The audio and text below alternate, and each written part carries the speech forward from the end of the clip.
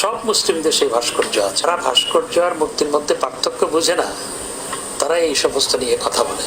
আর আমি আশা করব সেই পার্থক্যটা তারা বুঝতে পারবেন। হুজুরেরা মূর্তির বিরুদ্ধে আন্দোলন কেন করে? এটা তো ভাস্কর্য। ভাস্কর্য আর মূর্তি তো এক জিনিস না। মূর্তি কাকে বলে?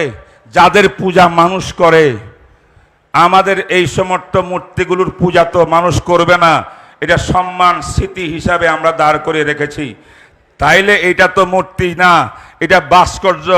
ওদের প্রতিচ্ছবিকে, ওদের ফটোকে, ওদের কি বলে প্রতিমাকে মূর্তি বলা হয়। যাদের প্রতিমাকে মানুষ মুশরিকরা পূজা করে, এমন একটা ব্যাখ্যা দিয়ে উলামায়ে কেরামের কথাকে বিকৃত করে, উলামায়ে কেরামের আন্দোলনকে স্তব্ধ করার জন্যে মাননীয় প্রধানমন্ত্রীর দৃষ্টি আকর্ষণ করে ওনাকে বিভ্রান্ত করছে। আমি মিজানুর রহমান সাইদ আজকের এই মাহফিলে বলছি, ভাস্কর্য আর মূর্তির মধ্যে কোনো ব্যবধান নয়। একটা মানুষকে মাটি দিয়ে পাথর দিয়ে যে কোনোভাবে হুবহু মানুষ আকারে ধারণ করলে যার ছবি ছায়া পড়ে তার নাম মূর্তি। তাকে মানুষ পূজা করলেও মূর্তি, পূজা না করলেও মূর্তি। ঠিক না বেঠিক বলেন? উলামায়ে কেরাম কেন ভাস্কর্যের বিরুদ্ধে আন্দোলন করছে, কথা বলছে, আমিও কথা বলছি। তবে আমি এটা বলতে চাই, আল্লাহর শপথ করি বলছি, আমাদের সরকার প্রশাসনের সঙ্গে এক বিন্দু যুদ্ধ লড়াই এবং বিরোধ করার জন্য আমি বলছি না, বরং মাননীয় প্রধানমন্ত্রী যিনি আব্বা এই দেশের বঙ্গবন্ধু স্থপতি, তিনি তার মূর্তি যদি এখানে রাখা হয়, এইভাবে সারা দেশে মূর্তি বানানো হয়, উনি কবরের ভিতরে কষ্ট পাবে, আযাব পাবে, আযাব পাবে। আমি তো প্রধানমন্ত্রীর পিতাকে আযাব থেকে বাঁচানোর জন্য তার কবরে রহমত আর দোয়া পাওয়ার জন্য, এই জন্য উলামায়ে কেরাম কথা বলছে।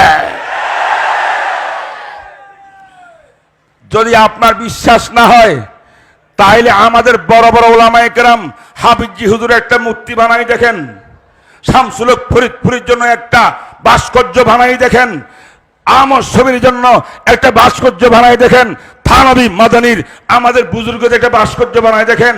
যদি আমাদের বুজুর্গ কারো ভাস্কর্য দেখা যায় কোথাও, সর্বপ্রথম এই ভাস্কর্যকে ব্যঙ্গে চুরমার করার জন্য উলামায়ে দেওবন্দ মাঝে বাজারে নামবে। আপনার পিতা বলে কোনো কথা নাই, আপনার পিতা সেই জন্য না, আমাদের মুরব্বীদেরকে যদি করা হয়। আচ্ছা বলেন তো, বিশ্বনবী মুহাম্মদ রাসূলুল্লাহ সাল্লাল্লাহু আলাইহি ওয়াসাল্লাম যে যুগে ছিলেন, সেই যুগে ভাস্কর্য বা মূর্তির খুব বেশি প্রচলন ছিল। প্রত্যেক ঘরে ঘরে মূর্তি ছিল মুশরিকদের, ঠিক না বেঠিক বলেন? তারা সুন্দর সুন্দর বানাইতে পারত। আমার নবী যদি এটাকে জায়েজ মনে করতেন, সাহাবায়ে কেরামকে বলতেন, আমি কোরআন রেখে গেলাম, সুন্নাহ রেখে গেলাম, কিয়ামত পর্যন্ত আমার ভক্তরা উম্মত এটার উপর আমল করবে।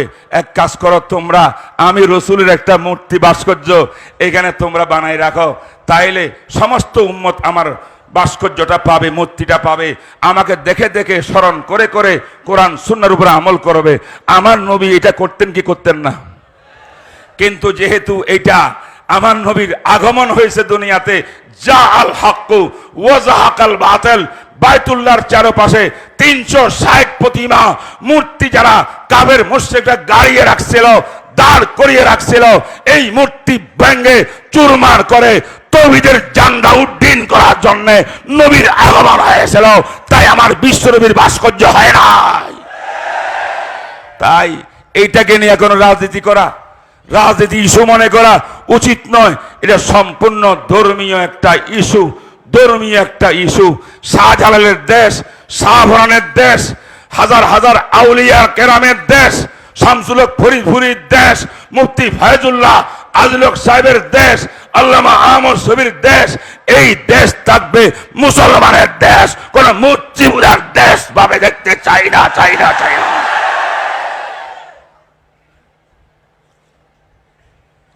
মেহরবানি করে যারা গোলা পানিতে মাছ শিকার করতে চায়, আমাদের বক্তব্যকে বিকৃত করে পেশ করতে চায়, আমাকে স্বাধীনতা বিরোধী বলতে চায়, নাউজুবিল্লাহি মিন যালিক। আমরা শেখ মুজিবুর রহমান বঙ্গবন্ধুকে মানি, সে জাতির একজন মহান নায়ক, এর মধ্যে কোনো কথা নাই। এই দেশ স্বাধীন করেছে আমাদের সন্তানেরা, 30 লক্ষ মানুষের রক্ত দিয়ে দেশ স্বাধীন হয়েছে। স্বাধীনতার শিকার 100 বার করেই স্বাধীন দেশের জন্য যদি জিহাদ করার প্রয়োজন হয়, উলামায়ে কেরাম জিহাদও করবে, ঠিক না বেঠিক? আমরা স্বাধীনতার বিরোধী না, আমরা বঙ্গবন্ধু শেখ মুজিব বিরোধী না, আমরা সত্যিকারের ওনারই হিতাকাঙ্ক্ষী, ঠিক না বেঠিক বলেন? এইগুলা ভালো করে বুঝার দরকার। যদি মূর্তি বানালে এত সওয়াব হইতো, ওলামায়ে কেন এগুলা করবেন?